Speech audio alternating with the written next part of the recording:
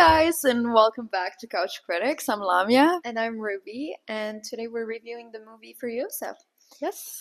It's a George Miller movie, and apparently it's a prequel of another movie called Mad Max that was released in 2015. Haven't watched it, but yeah, it's a prequel, so it's okay if you haven't watched the one before. But yeah, Who's Mad Max? I have no idea. I do not know. And actually, like the name Mad Max sounds like a cartoon character. Like it's just, I don't know. For me, Mad Max and Furiosa seem like two different things.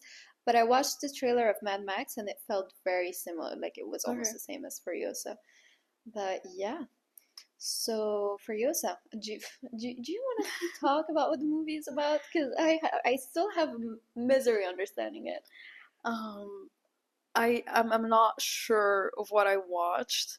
All I know is that it felt like cinema, like watching a movie, with a big M, and it's maybe I'm just not used to watching these kind of movies because I'm not really a fan. I know it's not a Marvel movie, but I'm not a fan of like movies that are a bit dystopian, and so therefore I just tend to ignore them and try my best to not watch them.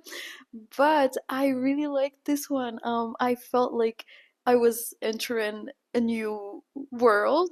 I was stepping out of my comfort zone, and I had so much fun watching like this movie. Like I loved every single minute of it. I did not know where it was going. I did not get what the main idea of it was. All I know is that whenever I looked at the screen, something crazy was happening, and all the craziness made sense together. Yeah, towards the end of the movie, it all tied up. Yeah. I thought the movie was terrible and genius at the same time. It's not my kind of movie, it's not really my cup of tea, but I thought that the message behind it was so it had a very deep message. The whole wasteland idea, the way like there's a lot of questions that I asked myself while watching the movie, and I really appreciated that. But at the same time, I thought it was very funny, and I don't know if it was meant to be funny, but every time I see Chris Hemsworth, in my head I'm laughing. I think this actor is genius. Was he the villain? Yeah, he was the guy who stole the girl who killed who killed her mother and stole her, and he was the villain, but in my head he wasn't really a villain. I do not picture him as a villain, and I know it doesn't make sense, but even when he was pretending to be her father in front of these other people, like in front of the emperor of another wasteland or whatever, I was sad that she said that he's not her father, but I understand where she was coming from. Like, it took me a minute to go back and be like, no, he killed the Furiosa's mom, and this is why she doesn't like him, and it makes sense. But yeah, he's the villain. But I don't see him as a villain. I see him as kind of the victim in this whole situation, and yeah, that's it. I saw him as the villain. I saw him as a very cartoonish villain, but it worked because I feel like, I don't know if I'm wrong, but this is like so the movie was so dystopian, and it gave me like some Greek mythology vibes, with like the wasteland where Chris lived. His name's not Chris. Dementia? Dementus something. Dementus, right? Yeah. Where Dementus lived, looked like hell, whereas the place where Furiosa used to live looked like heaven, and to me it was very it was coming straight out of a Greek mythology book. Yeah, and you know what else I was thinking of during the whole movie? The thing that would come mostly to my head is the Promised Land. Because where Furiosa comes from, it's apparently this land with vegetables and waters and abundance. That's the word that they kept using. And it felt very, like, very, I don't know how to say it, very mythological and very historical as a place. But if you think about it, I think the movie wanted to refer to the future because it's a wasteland, and everything that they use as materials are waste things. And the funniest thing I found is that Dementus's car, or like thing of movement. It's a bunch of motorcycles Yeah. that he has on a leash, like as if they were horses. Mhm. And I think it's because they don't know how to use well, they actually do know how to use motorcycle because they actually use them later on. But it's just that was very caricatural to me how Mhm. he had his motorcycle and he was like as if he's walking with horses. And Yeah. also, a lot of people looked like demons, and other people looked like angels, and Yes. wherein Dementress looked um, like the leader of the certain troop, and yeah, it was very weird and awkward, but I think it worked. I Yeah. think it worked, and I loved the chaos because I think that the best way to describe this movie is chaotic. Hmm. And the acting, I mean, most of the characters didn't have lines if you Yeah. think about it, especially the Furiosa, Yeah. whether it was the young Furiosa, the young girl who played Furiosa, or Anne Taylor Joy. Joy. Their acting was outstanding. They just, like, you could read every emotion in their eyes, and I would love to read the script of that movie because what do you write in that kind of script? Like, was the script just like machine exploding, people jumping off bridges? Like, I wanna see what it consists of because it's definitely not dialogue. Maybe it's yeah. dialogue, but not that much. And speaking of like words on the script and all of it, I think it was genius because most of the time, again, it's my perception of it, but I felt like it was unserious and it was very funny in a way. But towards the end, or not even just towards the end, there were moments where there'd be these monologues and the conversation, the things that we talk about were actually very deep and it's thought provoking. Mm. And I think it's very clever way of making people think. You just include a very deep monologue into a movie that's doesn't make sense Yeah. and we use like subliminally push people to think about things Mhm. without even noticing that what's being said is that deep. I don't know, that was my way of perceiving the movie. Yeah, definitely. It gives the movie a certain essence, Hmm. and I do think that this is why I think that that movie can change the world, because you can just push through any message that you want by using a movie. Even if this movie is as chaotic as this one, you could still have a silver lining that would transmit a certain message to the people who are watching it. But I do think that this movie wasn't that well received. I haven't checked the reviews, but from the people that I know who watched it, they didn't think that it was that entertaining. And I do think that it's maybe because it has a message. Yeah. And yeah, that's the difference between this movie and the Marvel movies. I know you like Marvel, I but I love Marvel. don't. I'm a huge Marvel fan. Yeah, but like, what's the message? Like, let's be honest. Oof. Besides I that, it don't know. takes I think the that message. anyone could be a superhero with superpowers, which is toxic. Okay, so now I'm gonna be scrambling just to be able to argument this. But Age of Ultron had this message, like Marvel Avengers Age of Ultron was about um, fighting technology and like how a robot takes over. And I know that sounds very like it's a comic, so yeah, it is. It's based Mhm. on comics. Iron Man is one of my favorite Avengers movies, and it's about basically the weapon industry, and it's very deep. The first Iron Man movie starts with Tony Stark, who is the owner of Stark Industries, who make weapon, being attacked by his own weapons, and ever since he decided to stop focusing on making weapon and develop the Iron Man suits. So that was the message. The Winter Soldier is about the aftermath of going to war. So it's a lot of different messages, but I love it. I don't know. It's Mhm. such a comfort zone. It's a good escape. I remember the first weekend when I binge watched all of Iron Man and I Mhm. was 14 years old. I just watched it 3 times, all three movies in a row, and it actually made me want to study chemistry because in the second one, Iron Man created an element, and I Okay. was like, oh, so that's what happens when you're smart. Mhm. So it made me want to study more. So yeah, it's just I think any kind of movie is about how you receive it, but I do think that nowadays, and that mostly applies to me when I was watching Furiosa. I felt extremely uncomfortable, and it's because it makes you think. And I feel like some people go to the movies because they want to escape, and some people make movies because they want to challenge a certain Mm. thought. So it's just about finding like the balance between Yeah. finding the right audience for the right No, movies. I totally agree. And we were talking about it earlier. When I watched Furiosa, I was having such a terrible day, and I did want to escape. I did not want to think. I just wanted to let I just wanted my brain to stop for a Yeah, moment. And Furiosa did that. Like like it shifted my mood, yeah, and I left the movie theater feeling empowered.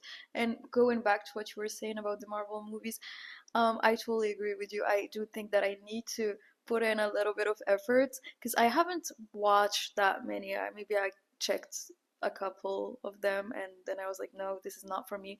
But also, I used to think that Furiosa wasn't for me. When I gave it a try, I loved it. And would I watch it again? Definitely. Would it? Is it one of my favorite movies? Probably not, but it's a great way of form of entertainment. And the way, like, it almost looks like a video game, a never ending video game where you just watch people fight. And the fights are so long. Like, I have never seen a movie with like such long sequence, like yeah, fighting sequence. And I'm thinking about the scene where she was in a car with the that other, guy, her yeah, love interest, and there were like people jumping around, and I did not even know who was fighting with who. yeah, yeah, I agree. And yeah, they were just like killing off each other, and it was crazy. I think the fight scenes and were very poignant. Is that the word? Mhm. Like they were very gruesome in some way. And I'm Do you think talking they were that gore? Because to me, like they looked like a video game. maybe not all the fights, but there were some elements that really I don't know, I found them very disturbing. Okay. And I'm talking about the scene where she literally where we see her hand because she wanted to escape, so Oh, she cuts off her hand just to escape. And just that scene of seeing the hand with the music, the sound effects were very good yeah. and they were very fitting with the movie. And that scene to me was troubling. Like I had a very hard time the next 5 minutes keep watching the movie because then you see her underground with like Mhm. a bunch of insects and it just was Yeah. very disturbing and I was itchy while watching it. But yeah, um, I want to talk about the gender roles in this movie. What did Mhm. you think about it? Like, how do you like? Oh, the only thing that I thought about when I watched this movie was that like to me, the silver lining was that what would happen if you just let men decide and if women had no say at all in everything that happens. Yeah. And I think the movie is very representative of what Yes. may happen. And I do think that this movie is a movie that was made for boys, Mm-hmm. and and I don't think that their target audience is girls. But I think it was somehow of a feminist movie, but like in a very Mm, contradictory way, yeah, meaning that they were showing the extreme case of what it would be like not to like give women their rights, and they yeah, showed that the outcome was not that good. And the scene that really shocked me the most is when I realized in that other wasteland, every time they found a woman, they just put her in like aside in a yeah, very kind of nice very place. ish. There was water, there were fruits, there it was a nice place, Yeah. but they only kept them so that they could reproduce. And to me Hmm. that got me. Like they that came and got me Hmm. because I thought it was a very disturbing idea. Totally. And also the ending when Furiosa comes back to let the woman free, Yeah. and it is insinuated that the world becomes a better place once all of these women who were locked inside that room that you described were free. Yeah. And I do think, I'm not saying that like women deserve to rule the world more than guys, but I do think that there needs to be a balance. Yeah. Otherwise, like the world would go into chaos. Yes, I agree. Mm. And I think it's mainly about like the ethical equality of it. Like Yeah. just give people who deserve to be in their spot, not just because they're a woman or they're a man. And for example, Furiosa is a woman, but she was a warrior, Mhm. and that's just comes to describe that the gender of someone doesn't really define where they fit in society. So yeah. Definitely. I couldn't I don't know how to say it, but I feel like the characters in this movie, besides Furiosa, were so dehumanized. Like they were like objects at a certain point, and I feel like this is why I did not feel like the gore scenes were gore enough as you felt, and this is why maybe it felt like a video game to me, Yeah. because they removed all the humanity from these characters. Like the way they are portrayed, they are presented in this movie, is that a lot of those soldiers, the like anyone besides the leaders, is there to serve the leader, and therefore if they die, it's totally fine Yes. because that's their mission. I saw a quote this morning on social media just about that, saying that a little bit like back in the days, Mhm. if you kill one character in a movie, that would come and that would shock the audience. But Yeah, nowadays, there's 500, 600 characters dying in the same movie, and we're not being as sensitive, as sensitive yeah, about it. And I think that that has a huge effect on us as humans as well, because in the movies characters that are being killed are not given a personality. They're like, we're not getting attached to them. We're learning not to care about those characters dying. And I think that's also how movies can be dangerous for us as like humans. It can lower our totally. Because empathy. why would Furiosa's life matter more than anyone else's Yeah. life? Yeah. And when you watch the movie, you only care for Furiosa. You Yeah. only care if she lives or die, whereas everyone else is a victim in that movie. Yeah. And Even her love interest, yeah, I wasn't even I don't know, maybe it's just me, but I wasn't sad that he died. I they wasn't did happy, not but even like show his death. yeah, I didn't even understand what happened. I just saw her leave and I was like, "Oh, so okay, so they killed him." Yeah, he Okay. died. He just died. Bye. Yeah. Speaking of like a happy ending, I remember when we watched the Rocky documentary about his life. Silverstone. Yeah. Stone, Stallone, something Yeah, like that. Stallone. Yeah, not Silverstone, Stallone. Yeah, so he made this movie, one of the Rocky movies, where he was supposed to die at the end, and he was talking about how they shot the scene where he died, and then like the director thought to him, I don't know if it was him or the director, but like one of the people who worked on that movie, that thought that it was too violent for the audience to lose the main character, because people don't want to see their Yeah. favorite actor die, and therefore they used special effects to make his chair move. Okay. And so it is A like symbol. they did not insinuate anymore that he died. They just left the decision to the audience to this, like we had to decide whether Yeah. um, he was dead or not. He was definitely injured, and when they shot the chair wasn't supposed to move, but then they made it move. Yeah. I miss the days when directors used to care about the audience. I don't Yeah, care because same. that's actually very nice. It's Mhm. nice, yeah, because saying a warning that a movie is violent is not enough to justify all of the Yeah. violence. Yeah. And also, I feel like, if you like, of course, you have the horror genre where when you go there, you're prepared to see what you're gonna see. But when you're watching a thriller or like an entertaining movie, you don't expect yourself to be traumatized. Yeah. Yeah.